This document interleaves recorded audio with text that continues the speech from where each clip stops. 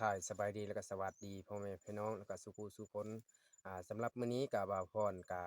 พาลูกพาเมียว่าสิไปฮอดค่ำอยู่ห้วยละแงแล้วว่าเป็นจังไดการหากินของเฮาแล้วว่า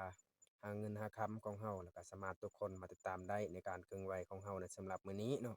โอเคมาแต่ทุกคนรับชมก็กำลังไปเพราะว่าบ่อนที่เขาฮอดยังบ่ทันฮอดเนาะ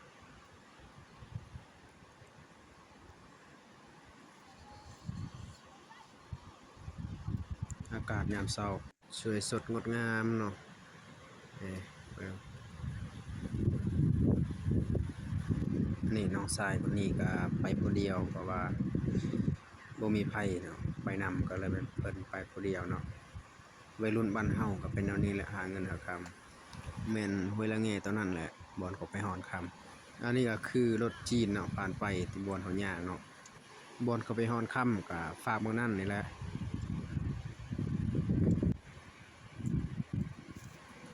ส่วนไปก่อนก็คือข้อยกับน้องชายเนาะ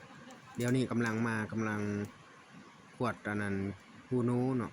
แต่ว่าบ่ได้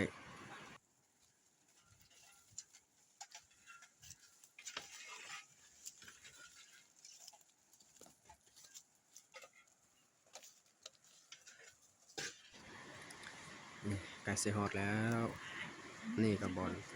เอาไปนี่เลยอยู่ถึงเลยอ่านบ่ทันกายบ่อนท่าตอนนั้น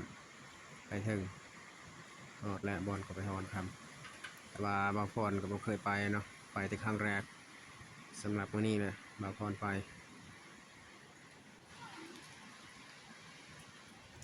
ตอนนี้เข้ากับกำลังขวดเอาทรายแต่อันนั้นพลานหินเนาะก่อนคำที่มันอยู่เนาะอันนี้พวกทรายอันนี้ก็คือกันเลยปนกันกับผู้หญิงเนาะว่าส่วนบ่าวพรก็บ่เป็นสิฮอดแล้วเนาะแต่เบิ่งเขา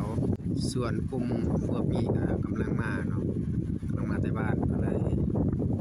มาฮอดนำกันอันนี้ก็คืออ้ายผู้นี้ก็กำลัง กวดเอาทรายเนาะเด็กน้อยบ้านเฮาในแต่ละนี้นะเขาหาเงินหาคำก็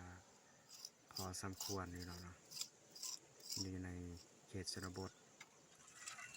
อันนี้วิธีการฮอดคำในชนบทเนาะแล้วก็นี่บอลเขาเอาไว้คำแล้วมันมีน้ำแล้วก็เอาตรงไว้อยู่ในถ้วยเนาะนี่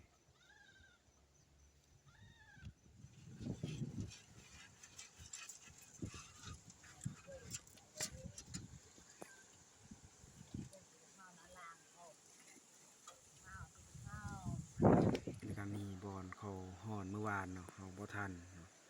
แต่เฮาได้เบิ่งบอลเขาฮอดเนาะธรรมศาสตร์เนาะอยู่ใน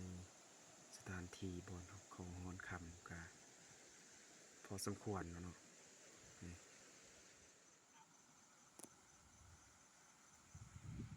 เอาบัดนี้บ่าวพรก็พาลูกพาเมียมากินข้าวแล้วเนาะสามารถทุกคนมันตามได้เนาะตัดต่อเป็นจุดเป็นจุดแล้วเนาะทุกคน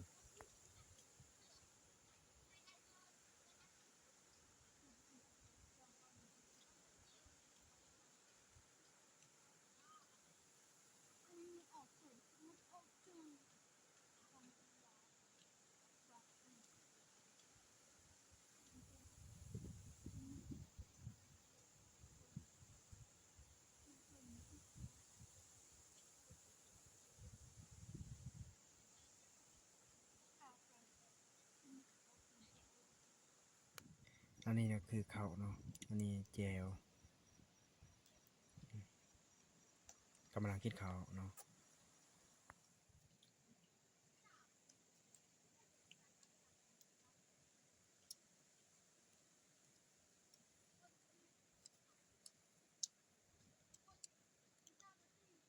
Samo Rejo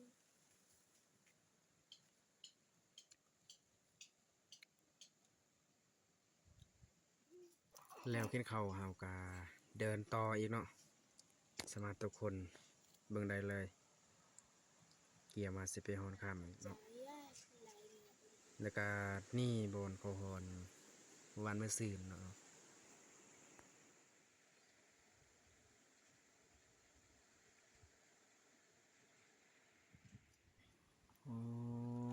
นี้เนาะวิธีเขาเอาทรายเนาะที่บอนคำมันติดเนาะนี่โอ้เป็นตายต้นเนาะหาเงินหาคำ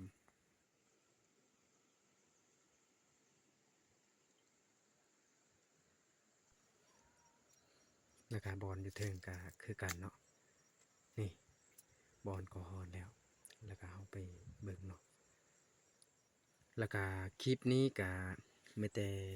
จบเพียงเท่านี้เนาะก็อย่าลืมฝากกดไลค์กดติดตามให้เพื่อกำลังใจผู้สร้างคลิปต่อไปเนาะ